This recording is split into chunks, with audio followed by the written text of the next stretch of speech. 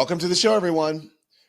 Support comes from ZBiotics today for the show. I want to tell you about something that I actually use anytime I'm going out for a night with drinks. It is called ZBiotics Pre-Alcohol, and it is a game changer. It is the world's first genetically engineered probiotic created by PhD scientists to help you avoid those rough mornings after drinking. Here's the very simple version of how it works. When you drink, alcohol turns into this toxic byproduct right in your gut. You've heard me talk about it. It's that buildup. It's not dehydration that makes you feel awful the next day. So ZBiotics Pre-Alcohol produces an enzyme that helps break that down. You just drink it before your first drink of the night.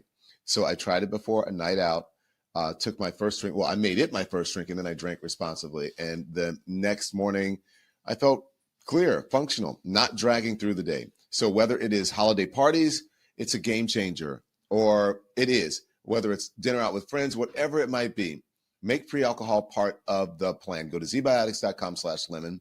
Use the code LEMON for 15% off of your first order. They also offer a 100% money-back guarantee, no questions asked. So again, that's zbiotics.com/lemon. Use the code LEMON. Good morning, Lemon Heads and beyond. Lemon Nation, how are you guys doing this morning? Thank you for joining us. Boy, oh boy, oh boy. Man, we had a time last night. So thank you for joining us this morning. The thumbs up, the like, same drill, same routine. Tell me, you guys already know this morning, in the mornings, what I'm going to tell you. And you guys know that I'm very happy that you're here and that you're helping to build this community. And it's all fantastic. But we had a great time last night. If you were there last night, shout out to the folks. There are couple pictures. Let's put up a couple of pictures because I don't have any in from the official photographer yet. I'm not sure, Andy, if you have them. But we were in Philadelphia last night. It was cold, but it was warm in the room. But that's our merch. That's the merch. But that's me on stage doing my little beginning of the show greeting and newscast at City Winery in Philadelphia. DL and DL. Anything goes. And then I sat and talked. This is my friend. If you are a radio connoisseur and you've been around for a while, that is a legendary Patty Jackson from WDAS Radio in Philadelphia. She was one of our special guests last night, and she gave some great words, talked about what's happening in Philadelphia, the politics, the local stuff. Anyway, Patty's been there, I think, for like 40 years on the radio in Philly, if not longer. She's been there forever, and she is a local legend and is beloved and has one of the most beautiful, smoothest voices that I've heard. And I think that's it. And then we'll get more pictures for you, but DL Hughley was amazing. You can see DL's leg right there at the bottom right of the screen. There it is. He had on this plaid suit, and he said he had to go before midnight to return his suit back to Santa Claus. But it was a really beautiful show, packed room. Everybody just sort of simpatico. Oh, I brought out the dogs. There's Barkley and Boomer. The dogs came out and made an appearance. People were loving them. But time was had last night. DL was hilarious. DL last night. DL, wow. DL, the language was amazing. A lot of a lot of N-bombs flying around. I was like, oh, wow. There we go. Oh. And some of the divas that were there, the beautiful people. This is a meet and greet afterwards. I'm getting my tea right here. That's the meet and greet afterwards. So it's great. Look at DL's suit. Amazing. And me, look how I'm getting so chunky. I got to stop eating for the holidays. But anyways, so thank you, Philadelphia. Are there any more pictures? That's it, pretty much. I'm still getting a few in. We have some videos eventually. Oh, wow. Lots of stuff. Okay. So let me know how you're doing this morning. I hope you enjoyed last night. Well, not 24 hours, a little bit longer. I'm going to be in Chicago, and we're going to do our Chicago thing. It's interesting to be outside of New York because we had only done the shows in New York, sold out shows. And then, yeah, there we go. Don, you're definitely not chunky. I'm getting a little bit. I've gained probably 10 pounds this holiday season. That was starting from Thanksgiving. Not starting, but Thanksgiving did not help. So, yeah. Oh, I forgot. This is my Wendy mug. It's not my own thing, but this is my Wendy Williams mug. Thank you. Wow, somebody has a really keen eye. And this is Wendy's 10-year anniversary. And don't know if you guys remember, I used to appear on her show. I also, when she got sick, I also filled in for her a couple of times. And Wendy and I got to know each other. And so, yeah. So congrats on the great show. Thank you so much, Big Wave Marketing Cam. Appreciate it. I got to tell you, though, maybe I'm running myself ragged. I don't know, but I've ended up with a cold or something again. Pardon me. I should do that. I should use the mute button for that. Or something again. Usually I sleep. Sometimes I fall asleep in the drafty room in my house, and that happens. Okay. So anyways, thank you. Look, there's some things that I want to talk to you about this morning. Again, hit those thumbs up. Thank you. Don, you rock the turtleneck. It's a quarter zip. Aren't quarter zips like the thing now? It's supposed to be like aren't we in the quarter zip world right now? And everyone is like, I'm not wearing any merch. Do I need some merch on this morning? Because everyone was really excited about the merch. So thank you guys. Thank you. Epstein. Yeah, it is Epstein, but there are other things that we're going to talk to you about. And this whole thing that's happening with the media, you may not think it's important. I talked about it last night, and DL agreed. A lot of folks agreed. Did you see how my collar popped up? My collar's going back to the 80s. Pop the collar. Okay. Yes, I should take my vitamin C and my zinc. I'm reading all of that. So you can probably hear I'm not my best today, but I'm going to be my best. Hi, Barkley. My doggie is right here. Did you have fun last night? You did? You were kind of naughty in the green room. You were barking. Do you know that? Come here. He's going to growl if I pick him up because he doesn't want to be seen. Say hi. Did you have fun last night, Barkley? I know why you're over here. You want my bowl of fruit, don't you? Okay, get down. Love you, buddy. Alrighty. Okay, I'll give it to you after I'm done. Okay, so I think it's really important to talk about what's happening with the thing. It may not be the sexiest story, but it's something that you should really be paying attention to, okay? So good morning, everybody. Thank you for joining the show this morning. I just want to start today with something that looks like the media business. You may find it a little bit boring, but it's really not. It's the kind of story that people usually skip. You should not skip this story. It's about corporate deals. Some people may want to call it the streaming war.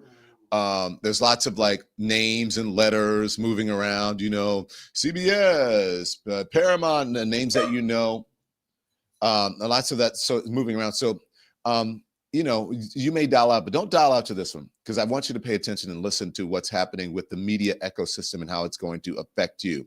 This one matters more than you think, because what we're looking at right now is not just a consolidation of media. It's a consolidation of conservative media. It's not just Hollywood rearranging itself. It's a slow transfer of narrative power in this country. Who gets to shape the narrative? Who gets to decide which stories get amplified, which stories get suppressed, what you see and hear? That's really important to these folks.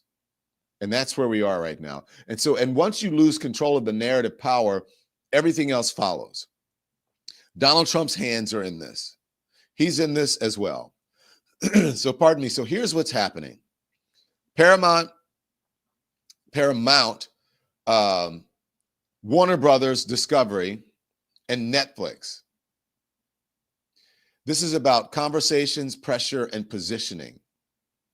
And it's tied into that is all money that's connected to Jared Kushner and Middle East sovereign wealth funds, and whether or not the Emiratis or the Saudis or whoever, whether they're going to have control of our media or influence into the media. And if you watched yesterday, you saw Oliver Darcy explaining how they would like influence in the media.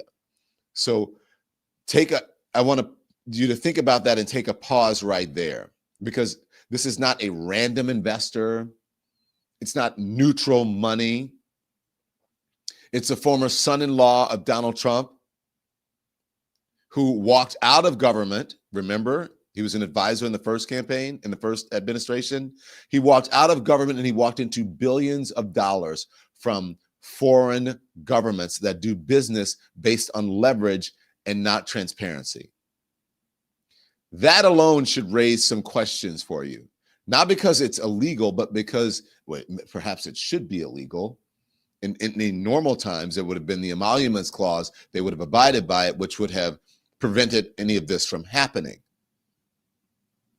But this is strategic. Sovereign wealth funds do not invest emotionally. They invest what? Patiently. They want some sort of influence. They're saying that they're not going to have any influence or whatever. They don't want governing positions on the board. They invest in influence.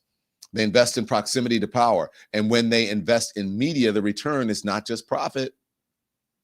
The return can be silence, where the silence is useful. And people who are disappeared, as they say, who are made invisible. So this isn't about whether people like, I know some of you are like, I'm team Netflix. Okay, but this isn't about whether some people like a movie studio or a cable channel or a streamer. This is about who ultimately decides what stories get momentum, which ones quietly stall, how much can people in power be pushed back? We see what's happening at the Pentagon, where they have to sign papers if you want to report there that you're going to show them information before you put it out, which is completely against, it's un-American. It's not democratic. It's completely against the Constitution. And what's happening right now with this consolidation of conservative media should be the same thing, because they're not looking out for you. They're looking out for the rich people, which is the point that I've been trying to tell you and others have been trying to tell you. This whole thing is about making the rich richer. The soundbite that I want, before I explain all of this, I want to play the soundbite, that the one where he talks about we're looking out for the shareholders and it gives the shareholders more money, more cash in their pockets.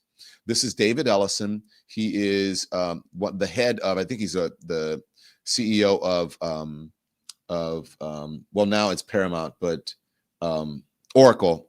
I think his dad founded Oracle, and he's the one that's trying to make this deal. And so David Ellison was on CNBC yesterday explaining it, and then I'm gonna get into it. I know it may not may not seem sexy to you, but it's really important. I want you to pay attention. You're gonna learn some stuff, okay? Play it.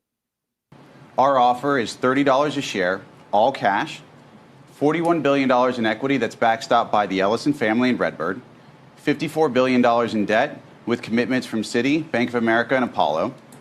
We have faster regulatory certainty to close, and our deal is pro-consumer, it's pro-creative talent, it's pro-competition, and we believe that when you actually, to further contextualize, our $30 in cash, $30 a share, is basically $17.6 billion in cash more than the $23 in share that they signed up. Right. Well, you're not obviously paying. You're paying for global networks. Their deal doesn't involve paying for global networks, which are traded as its public company. Which, by the way, also figures very prominently here in trying to determine what the overall value of the respective deals are, because there are $27.75, including obviously the stock portion of their deal. But it also includes, well, what's global networks? Is it a $2 stock? Is it a $4 stock? What do you see? Because that can go a long way in terms of at least determining why the board may have said, no, we think Netflix is superior. So respectfully, we think that basically that's valued at $1 a share. I think if you why $1?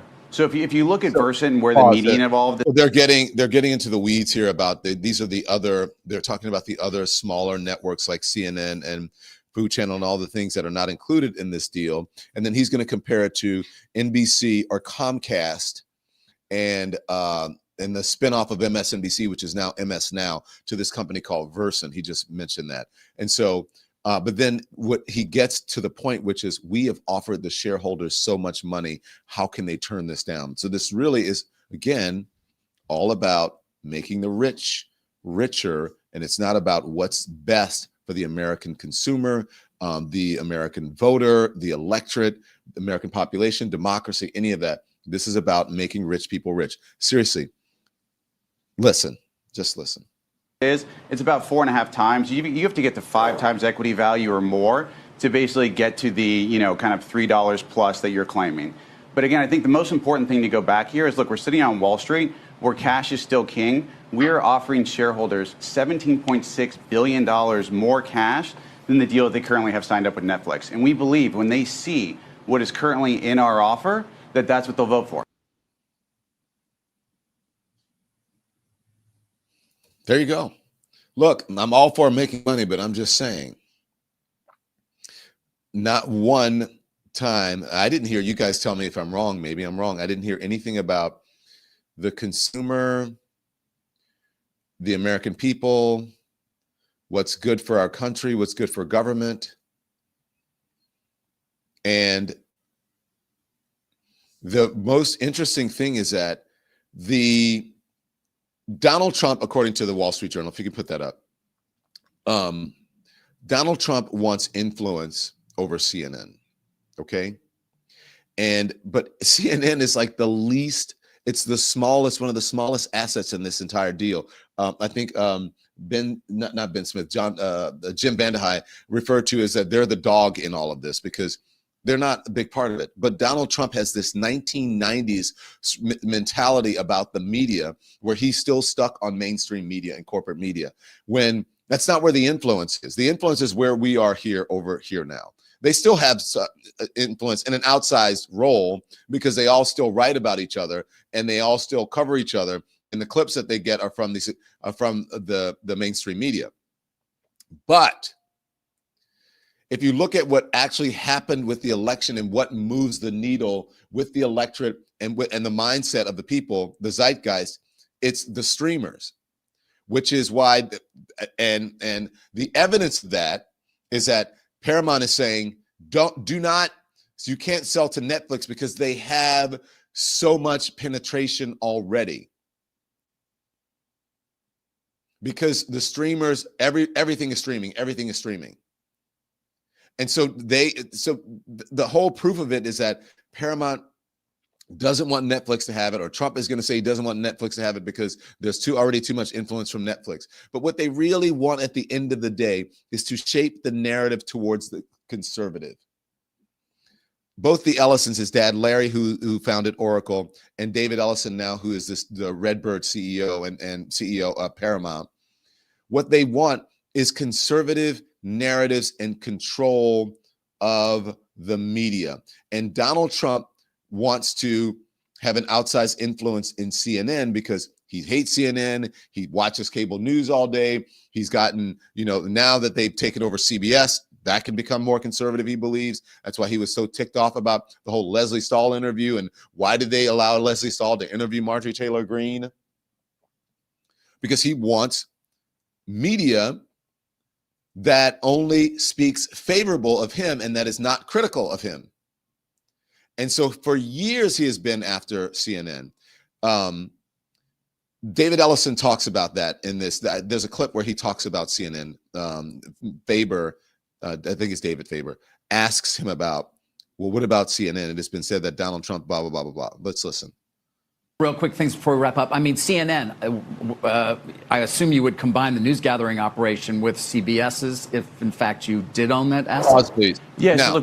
Now, remember, they're going to say, he's going to say here, which I've been hearing for years, that we want a factual news network and we want the sort of middle or whatever. There's nothing middle about Fox News. The head of the largest shareholder of Warner Media, Warner Brothers Discovery, is a man named John Malone, who said on CNBC before they even merged or bought or acquired Warner, which owned CNN, that he wanted CNN to be more like Fox News. And if you watch CNN now, they have moved to the right. They have said that they wanted to move to the right. Even the CEO now, David Zaslav, have said that they want to move to the middle. What do you think? So if moving to the middle, if they think you're left, that means moving to the right.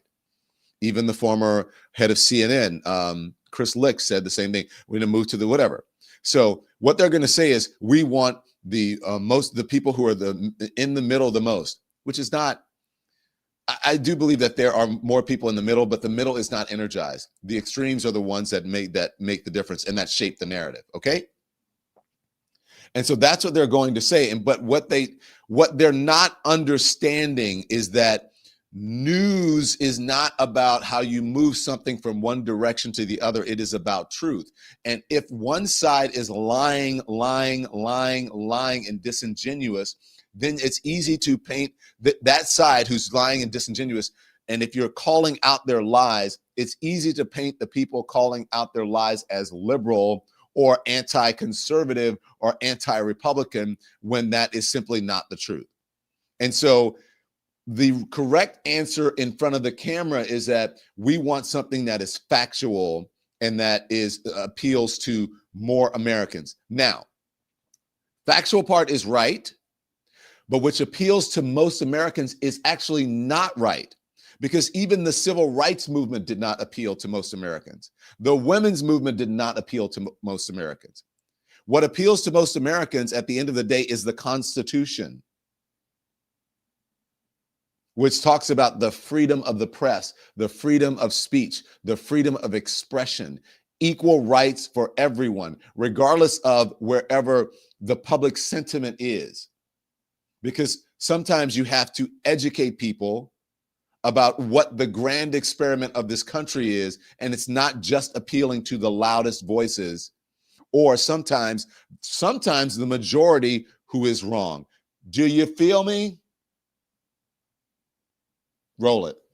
We've been really clear since probably the last time we were here what we want to do with news, Yes. which is we want to build a scaled news service that is basically fundamentally in the trust business, that is in the truth business, and that speaks to the 70% of Americans that are in the middle. And we believe that by doing so, that is for us kind of doing well while doing good. And we believe in that business model, and we believe it's essential. And do you think the president embraces the idea of you being the owner of CNN, given his criticism, obviously, for that network in the past? By the way, we've had great conversations with the president about this, but I think but I don't want to speak for him in any way, shape, or form. Mideast investors have figured into some of the reporting here. Are they a part of that $41 billion in equity? Look, we absolutely have strategic partners in this deal, but I want to be really clear. The last deal that we submitted was fully backstopped, the equity, by the Ellison family and Redbird. We have foreign investors, but we want to couch it in that we have the biggest influence. It's fully backed by Redbird and the Ellison family. But look, at any other time, what would have happened is if you have so much foreign money invested, that would be disqualifying for you to own or purchase or acquire an American company, especially an American media company. But we're in different times now. And what they're saying is we're not going to have governance on the board of anything. Well, you can say that, but as Oliver told us yesterday, you can say anything you want, but people are not investing just for goodwill. Those foreign investors aren't investing just for goodwill. And by the way, they're not investing really just for money because they have tons of money. What they're investing for is influence, which is the exact opposite of what he's saying. They want influence. They do want people to come to Qatar or Abu Dhabi or anywhere. They do want people to come there and change the narrative. This is about narrative changing, as I told you. Change the narrative about the Middle East or about Saudi Arabia, about any of those things. All of those, and China, all those foreign investors. My friend Steph Rule can explain to you.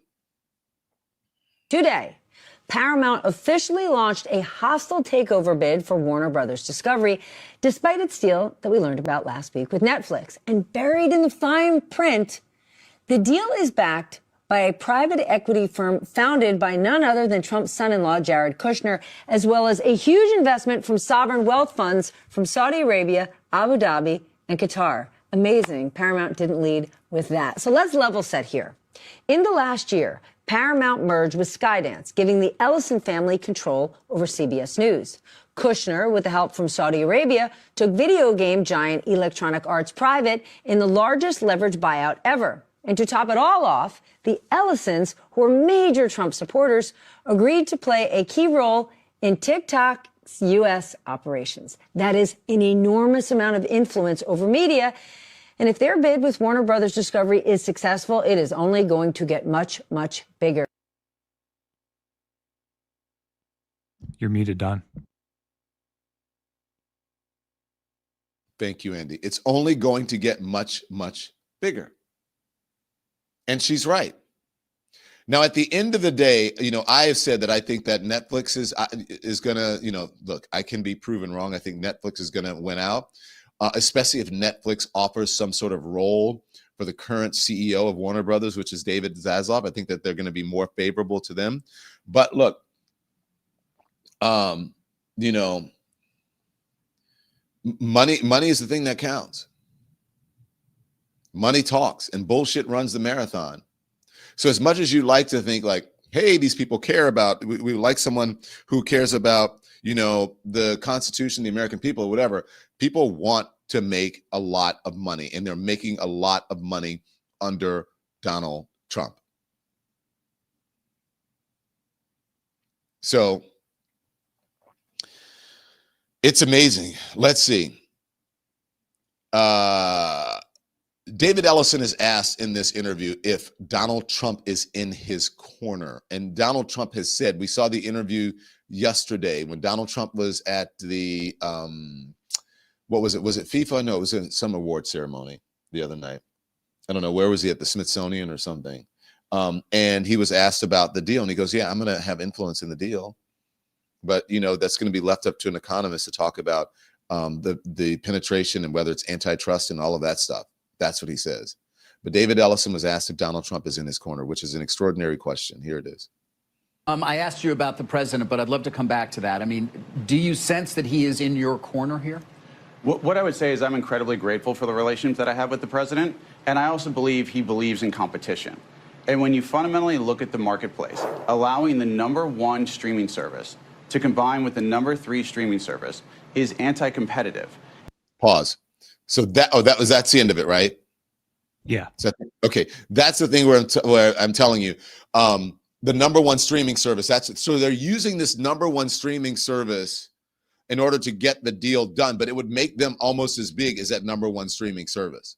And so they know the influence is there. They know They know that I shouldn't say the influence is there. They understand that is where people are getting their news and information from, and that is the streaming service. So the sort of cable thing is the cable part of this is playing an outsized role in this negotiation only because of CNN. And CNN is like the least smallest little thing that they're concerned about. What they want is that library from Warner Brothers that has all of those movies that you love and all of that content that you love. That's where they're going to make the money from.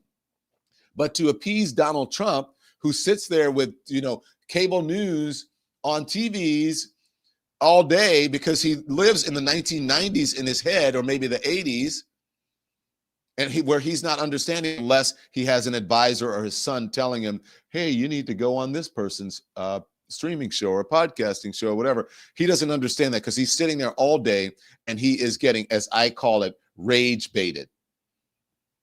When I tell you, you can be informed without being inundated, he's being inundated all day with just that. And he's obsessed with seeing himself on the news, and it must be positive. If it's negative, he rages, and it's a whole thing. But the only person it really matters to is him and a small number of people who are still watching cable. Now, don't get me wrong. CNN is a behemoth, and CNN has, a large footprint all over the world. They have bureaus everywhere, unlike any other news organization, even unlike the BBC. The BBC doesn't really have a huge role here in the United States, but CNN has a big role overseas and here in the United States. The Chicken Noodle Network. And that's why that matters to the foreign investors, because they get to see their stories reflected in themselves, reflected back to them. And also it changes the narrative about them here in the United States so that you're more favorable to them. And then they invest more here and they become richer and richer and richer and richer. Do you guys understand where this is going? That's where this is going. Real quick, this is Donald Trump the other night when asked about this at, it was a function. I forget what it exactly was. Here it is. Should they be allowed to buy Warner Brothers? Should Netflix? Well, that's the question. They have a very big market share. And when they have Warner Brothers, that share goes up a lot. So I don't know. That's going to be for some economists to tell. And also, and I'll be involved in that decision too. They have a very big market share. Did he make any guarantees to you about the merger if they do merge? No, not at all. He came up. He was in the Oval Office last week. I have a lot of respect for him. He's a great person. But he's done one of the greatest jobs in the history of movies and other things. He's got a lot of interesting things happening aside from what you're talking about. But it is a big market share. There's no question about it. It could be a problem. Mr. Yes. President, you. Okay, so that was the Kennedy Center Honors, and that's my whole point. I used to watch the Kennedy Center Honors. I'm like, oh my gosh, I can't wait. I didn't even know it was on. I had forgotten. I have not watched linear television. I can't tell you when. You know what? When my TV goes on, it goes on one of those fast channels. Especially if you have, like, depending on the television that you have. I think if you have Samsung or whatever, maybe, and it goes to those fast channels where you can get. Mine is on the Law and Order channel. So every time I turn my TV on, there's another episode of Law and Order just playing all day. I'm on the Law and Order channel. And then beyond that, it's YouTube or some sort of streaming service. And then every once in a while, if I'm in a hotel room or something, then I will click on, because the TV pops on, and then the cable news pops up, and I watch, and I'm like, oh, wow, we had that conversation 2 weeks ago, or we had that conversation a week ago. Oh, it's interesting how they're framing that, because this is crazy. Like, they're presenting this in this deal as if it's normal. This isn't normal. Imagine if it was Joe Biden, imagine Kamala Harris, imagine Barack Obama saying, because Fox News is in this portfolio that someone is trying to acquire, I'm going to do everything that I can or be favorable to you because I want to take this conservative network and I want to make it liberal. I want to take this conservative cable news channel and I want to make it liberal. I want to take this conservative CBS, I'm just saying if it was, and I want to make it liberal. I want to see more things favorable to liberals on that channel. I don't want you interviewing. Why are you interviewing Jasmine Crockett? Who is, you know what I'm saying? Who is going, I'm just saying, I'm just making up a thing. If the tables were turned, Jasmine Crockett, God forbid, became Marjorie Taylor Greene, and then she's speaking out against, Jasmine Crockett is speaking out against the Democrats. They'd be like, why do you have her on there? I want someone who's way more liberal than that and who's on our side. You see what I'm saying? I'm just giving you hypotheticals in different scenarios. So imagine if it were a liberal or a Democratic president doing the same thing.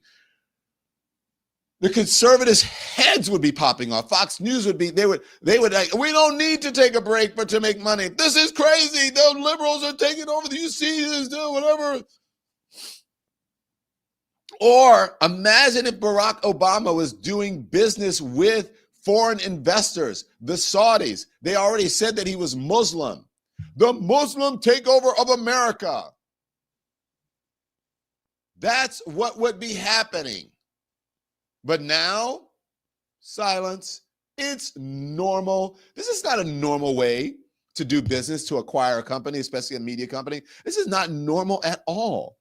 It feels like a shakedown and a quid pro quo. Donald Trump criticized CBS for the interview and saying, oh, well, they just bought it and they're worse than the other owners, basically because he thought that he would allow or whatever, or that Paramount and Ellison and all of them, they would be favorable and they would change CBS in 60 Minutes into something that's more conservative and that doesn't criticize him. It's crazy. And I'm not done. A word from our sponsors. Support for the show comes from Aura Frames. Every holiday season, I tell myself that I'm going to get thoughtful, meaningful gifts. And then suddenly it's the last minute and I'm panic buying gift cards. If that sounds familiar to you, let me save you some stress. Aura Frames is one of the most personal gifts that you can give without overthinking it. It is a beautifully designed digital frame that lets you share photos and videos straight from your phone. So I love this because the people hardest to shop for are usually the people closest to us. With Aura, you're giving memories, family photos, trips, everyday moments that they actually care about. It's really easy. You download the Aura app, connect the frame to Wi-Fi, and you can send unlimited photos and videos. You can even preload pictures before the frame arrives and add a personal message. And every frame comes in a premium gift box. No price tag, no awkward wrapping. So you can't wrap togetherness, but you can frame it. Right now, go to auraframes.com and use the promo code DonLemon to get $35 off of Aura's best-selling Carver mat frame. Wirecutter's #1 pick, by the way. That's auraframes.com. Use the code DonLemon. These sell out fast, so don't wait. This show is sponsored by MSI Reproductive Choices. It's been a brutal year for women and girls, especially in the remote parts of the world that MSI serves, often as the only provider of contraception and reproductive health care. International aid has been slashed. Programs are disappearing. Clinics are closing. And in far too many places, the limited choices women once had are becoming even more limited. But MSI didn't walk away. After the first Trump administration, they saw what was coming and they diversified their funding so that they wouldn't rely entirely on U.S. aid. Even so, they still lost $15 million and they just kept going. Why? Because of people who refuse to look away, people who believe healthcare is a human right, people who understand that when women control their bodies, they control their futures, okay? Because donors stepped up. Millions of women still have access to care and hope. If you want to help, text LEMON to 511-511 or go to msiunitedstates.org for just $65. You can provide contraception for 10 women for an entire year. That's real impact. So text LEMON to 511-511 or visit msiunitedstates.org. Text fees may apply. I don't know if you guys saw behind Tim is like putting ornaments on the tree behind me as I was doing those ads this morning. By the way, I went over, I don't know how long it'll take you, Andy, but I went over right during when we were putting our the word from our sponsors. And I just went over to my Aura frame and just like took some video real quick. I think it's like 10 seconds. So, and it usually slides by itself, but you can also make it slide. And so, there's my sister. But I was going to say back up. I can't back it up. That was my friend and whatever. That's me in a charity fashion show. And that's me at the, I think that was an NAACP event. And then that's some friends who sent me, they were on vacation. But anyways, and so it just sort of slides through. And I love that Aura frame. It's like a really, really great gift. Okay. So you saw what happened there. And so at the exact same time that moment that's happening, these deals are being explored. I want you to look at what else is happening. You know that you have Republicans now, they're attacking journalists by name. Lawsuits are being filed, not to win. Donald Trump is doing that, but they want to drain people's pockets. The regulators are being pressured. Media executives are being warned. Like entire networks are being painted as enemies of the people. You know that's been happening for years. And all of that's connected. First, you discredit the press, and then you make it easier to control. It's not new. It's just American audiences not wanting to believe that it could happen here. And now this is the biggest culmination of it. We've always had biased media. We've always had corporate pressure. But what we're losing right now is, listen, this is more of a learning episode. What we are missing right now is structural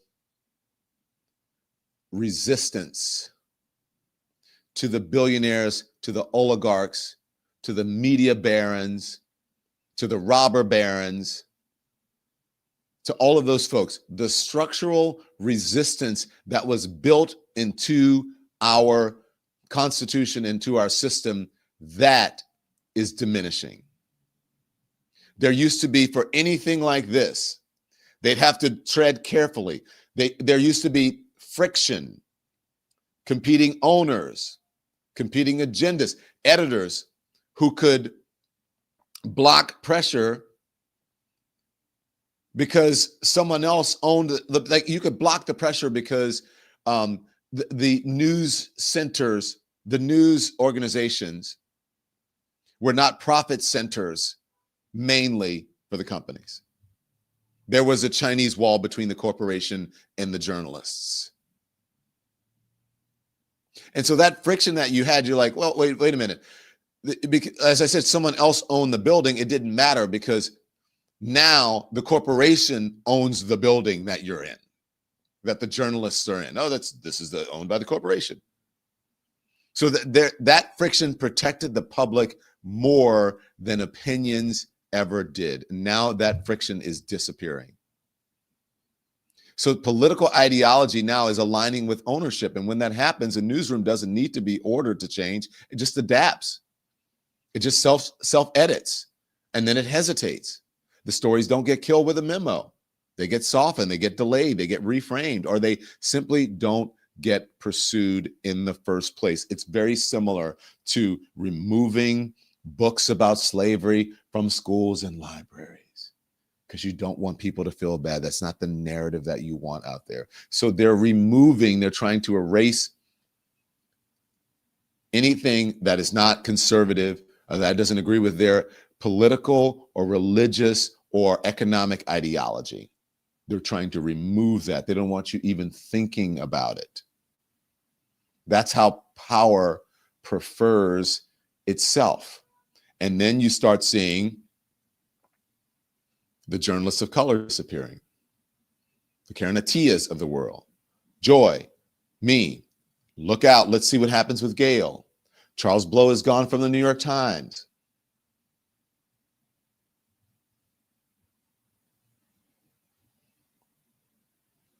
I've been telling you guys, it's not a conservative versus liberal issue. That framing is intentionally shallow here. This is about oligarchy, and they are using that conservative versus liberal issue to divide the people who have the most power, and that's you and me. That's you and me. That's us.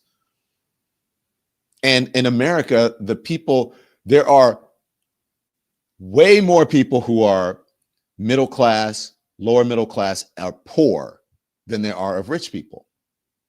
Now imagine if all of those people got together, what these folks would do. So they intentionally divide so that they can keep their money and make more.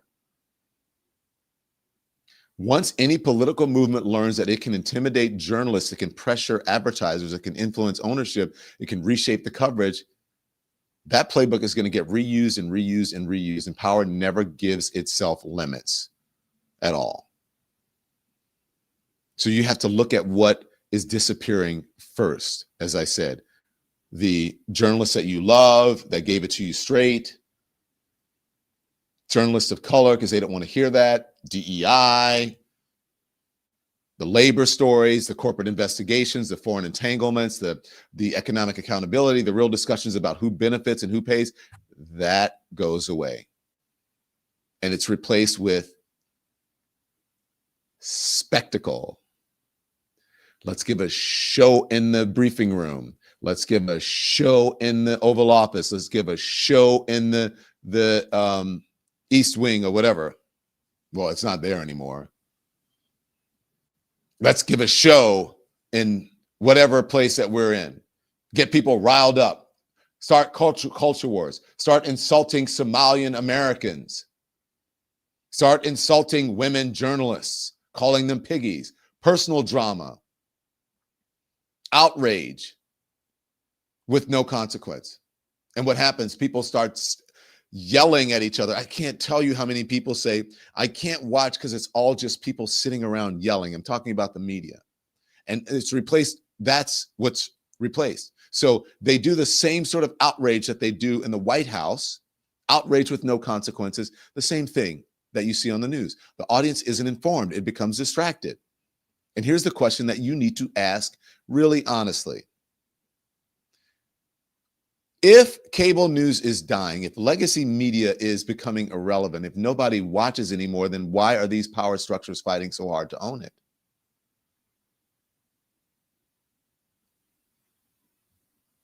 Because they still understand something that is very basic here, that narrative still shapes the reality. So they get control of the TikTok algorithm, they can shape that. They get control of the media, regardless of where it is, broadcast, cable, whatever. Narrative still shapes reality.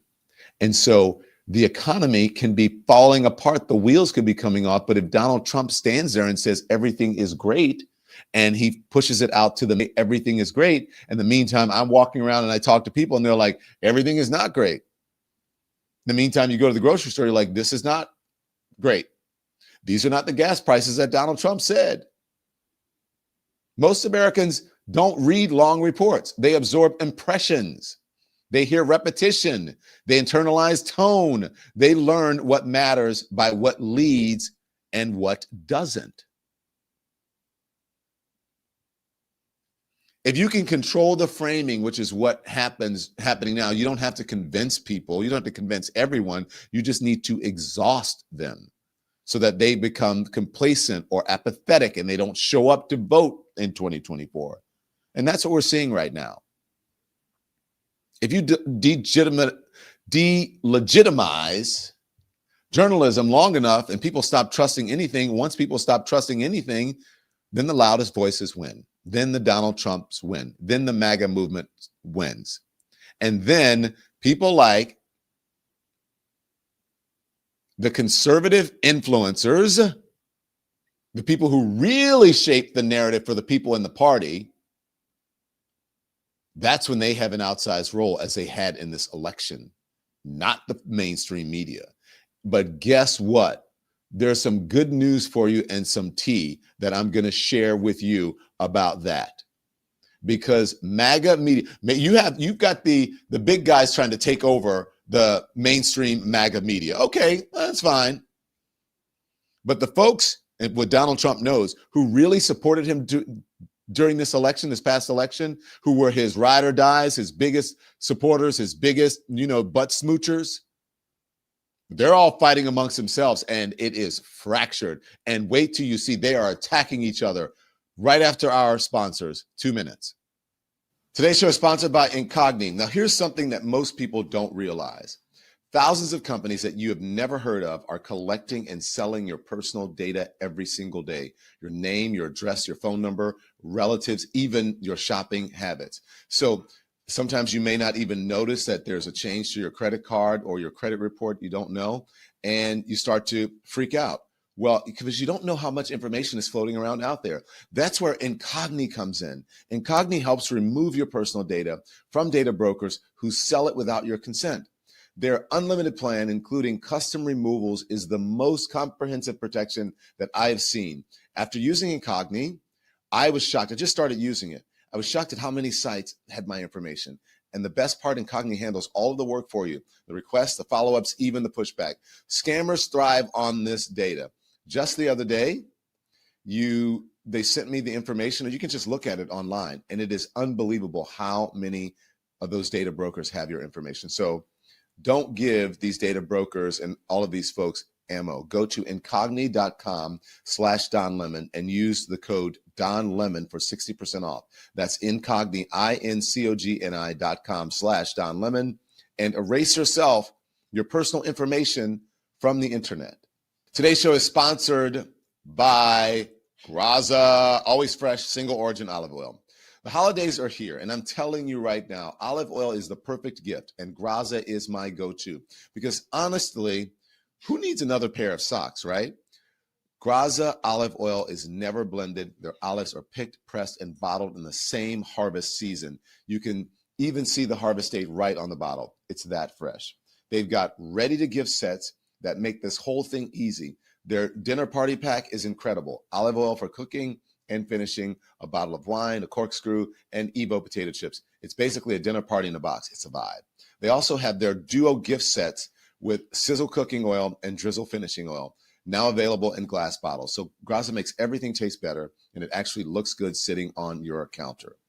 Right now, get 20% off of your first order at graza.co/Don using the code Don. That's Graza, GRAZA.co/Don. Use the code Don. Thanks to our sponsors. Thank you so much to our sponsors. So this can be like my friends over at the Majority Report, Sam Cedar and Emma Vigeland, when they do I think they do the fun half or the second half. Okay, so this is kind of the fun half for me because this is the tea. Okay, this is the part of the show that you're gonna like. MAGA media is fracturing. The MAGA movement is fracturing. It really is, regardless of what you hear about these big media deals. And I don't know if you guys know who Tim Pool is. Some of you may not know who Tim Pool is, but he is a very big influencer on the right. Tim Pool has, I thought he had much more YouTube followers than he does, but approximately 1.88 million subscribers on his main channel, which is Timcast, 540 million total video views across the channel, 3,700, 3,800 total upload videos. So he's got, and his live mainstreams typically get 50 plus live viewers, 50 plus thousand, 100,000, 300,000 views. That is on average. But he does, he has a huge conservative operation that somewhat rivaled Charlie Kirk. It's the same sort of idea. Candace Owens as well, 5.6 million subscribers, 1.1 to 1.2 billion lifetime viewers on that channel. That's Candace Owens. And then, Tucker Carlson, same thing. He routinely receives 20 to 100 million views. All right. His X episodes. That is the influence of these folks. And now they are fighting. Tim Pool is pissed at Candace Owens because of her theories around Charlie Kirk's shooting, or that it was who's responsible for it, or even that he may still be with us. All of those outlandish things. Okay? Here's Tim Pool. Get your popcorn. Candace Owens is a fucking evil scumbag. She is a degenerate. She is burning everything down, and she's gloating and smiling while she does it. And you know what you fucking told me? She has no security. She doesn't fucking deal with the shit we have to deal with. She's a piece of shit. She's making everyone else suffer. And all of these fucking conservatives out there that send me these fucking messages have no fucking balls to call her out. More and more people have started doing it. They send me these fucking messages. Good for you, Tim. Good for you, Tim. I wasn't the first person to do it. I'm not going to take credit for that. But don't fucking DM me like I did something for you as you fucking cower, scared that she'll put you on her thumbnail and claim you benefited from Charlie Kirk's assassination, which he's doing to me right fucking now. Yeah, that was I'm fucking done with these people. She has security, just not on the level of you. Oh, yeah, the one fat guy you mentioned with no wall and no barrier in a suburban neighborhood with neighbors. She doesn't give two fucking shits. No one's out for her. She's lying about all of this. You told me you went to her house and she's got a 4-foot wall and one fat guy, and she doesn't give a shit about her security. Meanwhile, I get bullets fired at my fucking property, and I have to go live in the middle of nowhere. And I got fucking strangers coming up to my house in Maryland, breaking in. I got people showing up and beating up the residents who trying to live there. How the fuck am I even supposed to sell this property? And it's all lies. It's all hypocrisy. And it is for the purpose of making money. And she does not live the way other people live. And she claims she liked Charlie. She loved Charlie. And she is burning everything down that he built because she is evil. She is evil. And I'll say it again. This conservative movement is fractured. It's fried, whatever it is. Okay. Republicans are on track to lose the midterms. They were actually trending the other direction until Charlie Kirk was murdered. Yeah. And this is the point, isn't it? The most effective political assassination in history. And thanks to the likes of the vile Candace Owens, she has turned Turning Point into the perpetrators of the crime that was against them. I don't get paid by any of these people. I'm not on good terms necessarily with Turning Point USA. They didn't invite me to their stupid event. I don't want to go. I don't want to go. They invited me back after I started criticizing Candace. I'm not going to your event. I'm over all of this shit. The last thing that I need to deal with is a bunch of cowards in conservative media refusing to stand up to her. Megyn Kelly, come on. I appreciate the kind words, but come on. Such fucking pathetic bullshit. And I get people saying, Tim, thank you so much for talking about it. I don't care. I'm not doing a favor for anybody. I'm not doing this to benefit anybody. Nobody's paying me. There's no fucking Russia. There's no fucking Israel. There's just me sticking my neck out and then risking dying for what? A bunch of cowards that don't want to stand up to protect themselves? People like fucking Candace Owens? I couldn't believe that she put you in the thumbnail what a fucking of her piece today. I'm done. The idea that she'd imply that you had some benefit or that you benefit somehow. She benefited. I think she's a Fed, and I think she killed Charlie. No one benefited more than her.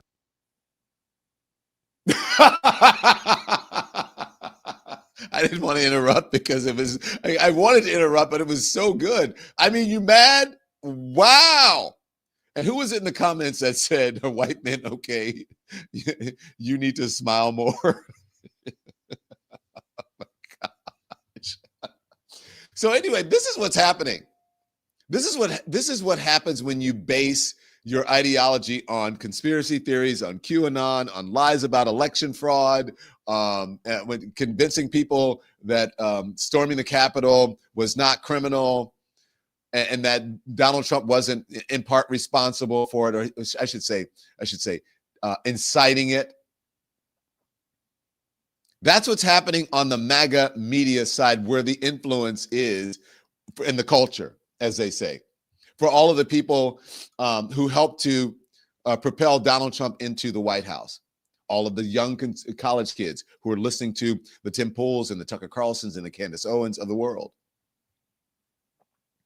That's what's happening over there. Because if you build it on a lie, if you build it on a conspiracy, then that's what you get. If you build it on aggrievement, on grievance, if everybody's aggrieved, oh my gosh, the women are taking away your jobs. The immigrants are taking away your jobs. The black people are taking away your jobs. The DEI hires. They're not hiring qualified white people. If that's what you build it on those lies, then that is what you get. There were a lot of see you next Tuesdays in there, right? Yeah, I bleeped 3, I think.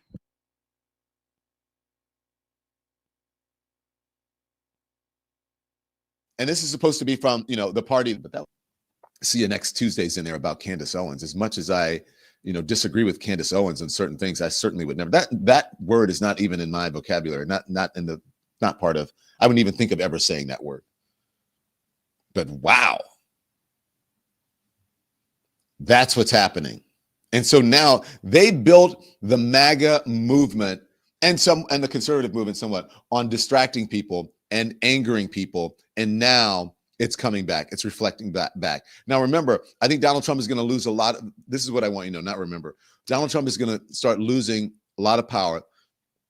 The fuel is going to go out of the car the longer that this goes on, the longer that he into his administration, because they're going to have to come up with something to do after Donald Trump. And all of this craziness right now, it's just too much for everybody. Even the folks who support him, you're going to start, I believe, seeing people who are going to resign from the Republican Party. They're going to follow Marjorie Taylor Greene. And so his power is going to start to diminish, and he's going to get crazier and nastier and more unhinged to distract. And he's going to be like a petulant child throwing tantrums. Pay attention to me. Why aren't you listening to me? Da, da. Like a big baby, like a man baby. That's what's going to happen. So buckle up. Buckle up. Also, right now, as you know, Pete Hegseth is in hot water, and Pete Hegseth should go. There should be investigations, but even without this, Pete Hegseth is not qualified for this job. Everybody knows it. The whole signal gate of it, the whole everything that was said, that he was a complete train wreck before this. Now, I want to show you a couple things. This is Pete Hegseth, him being armchair tough guy, and then I'm going to show you. Pete Hegseth, because remember, Pete Hegseth and Donald Trump and all of them, they were so mad because these Democratic lawmakers said you don't have to follow unlawful orders. You know who said the same thing? And the video is coming back to haunt him is Pete Hegseth. Watch. Military leaders saying you could not possibly kill the families of would-be terrorists, and they would not follow the order. And his answer, Donald Trump's answer on what if the generals won't listen to you when you say take out the families? Oh, they'll listen. That's really not the answer. No, I got some response from vets on that saying you're not just going to follow that order if it's unlawful. The military's not even going to follow his orders. The military's not going to follow illegal orders. And so the Trump campaign was forced to change their position and say, we're going to try to change the law so that the military can operate within the law. That's a tall order also. But then when pressed on it, he's an armchair tough guy. I hate to say it, but this is a guy who said that John McCain is not a war hero, yet he sought his own 5 military deferments. But he goes way too far, and then when the military says, we won't follow illegal orders like torture or killing families, which is not loosening the rules of engagement, he suddenly realizes, wait, I might actually be commander-in-chief. And the problem here is that voters don't know whether you get the bluster Trump, or which is the armchair tough guy, or you get the one who walks it back on a statement now and says, no, I'll follow the law. Here's the problem with Trump. He says, go ahead and kill the families. Go ahead and torture. Go ahead and go further than waterboarding. What happens when people follow those orders or don't follow them? It's not clear that Donald Trump will have their back. Donald Trump is oftentimes about Donald Trump.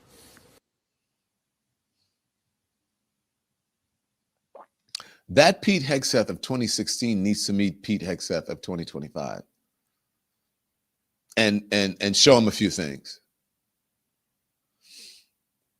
More proof that Donald Trump something is going on and that he's a liar. Because remember when he said, oh yeah, I'll allow the second strike video of that Venezuela boat to be released.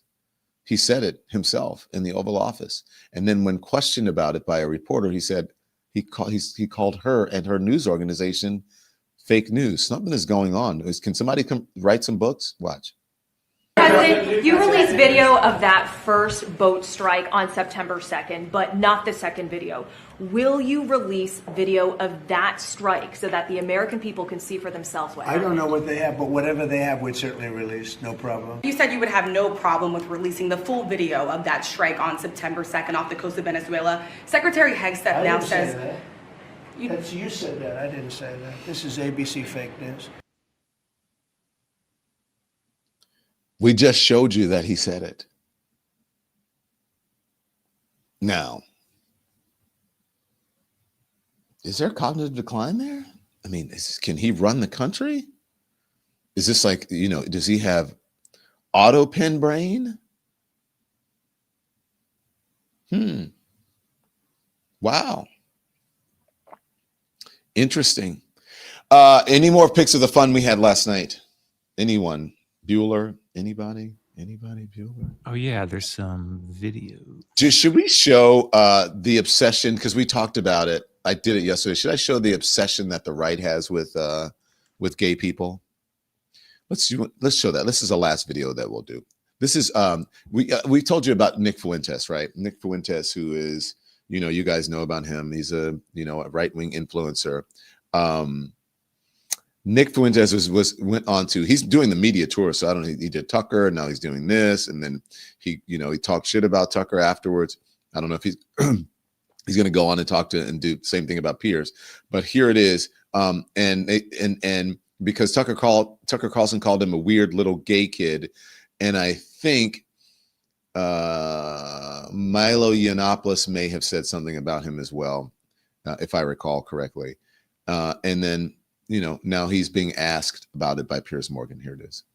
Just to clear up one of the many theories about you, I've no idea what the answer is and you haven't got to answer. But are you actually attracted to women? I am attracted to women. You're not gay? No. But I will say that women are very difficult to be around.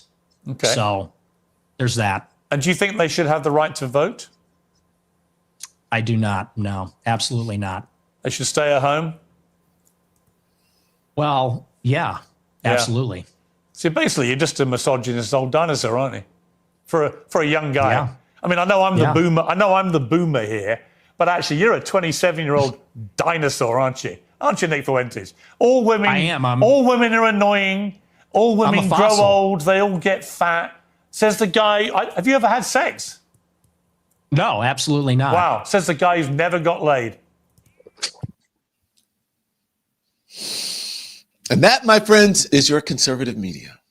You're welcome for the day. Again, as I said, we had a time last night. This is us at the City Winery in Philadelphia with some very fun people, some very beautiful people. So thank you. I think this couple, I think they came to see us also in New York at the City Winery tour. And so that's us hanging out. It was such a great time last night. And look at that suit, DL. DL's such a good guy. So anyway, thank you for showing up last night. I hope that you had fun, and catch us in Chicago, not tonight, tomorrow night. The early show is sold out, like this one was in Philadelphia. The late show, still tickets. The 10:30 show, City Winery in Chicago. Okay. And then also remember, New Year's Eve, we're going to be in New Orleans.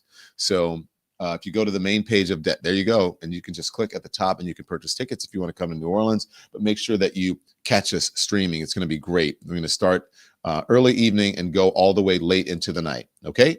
So thank you for all of your support. Thank you for the kind words. Thank you for coming last night. The great questions and to helping to build this community. Please make sure you subscribe to the channel. If you're not subscribed, I hear people all the time say, I went to check when you asked me and I wasn't subscribed. So make sure you subscribe to the channel and become a member. It's less than you pay for coffee. A membership for 1 month is less than you pay for coffee for 1 day. Okay?